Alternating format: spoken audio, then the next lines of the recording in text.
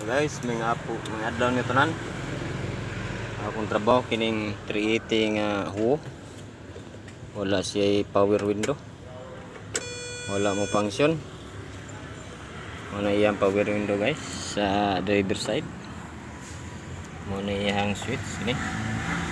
Up and down. Wala.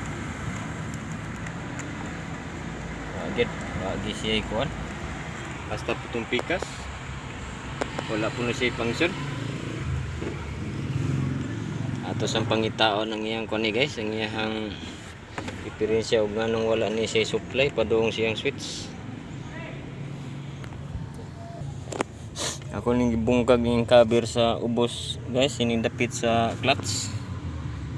Ang diferensya dala. Mon siya naputol. Naputol ang iyang supply padung sa control kire sa kuan.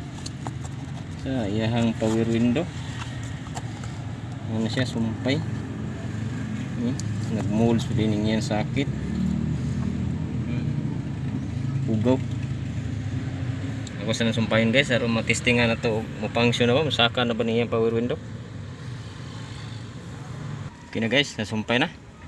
Ang testingan og kuat pa function. Yon sa natong ignition. Testingan na to og mosaka na bang iyang kuan, hilo. Okay.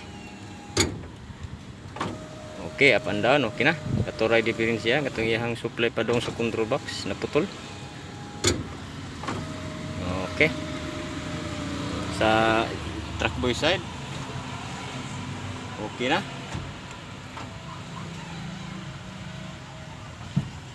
Okay. Function na guys.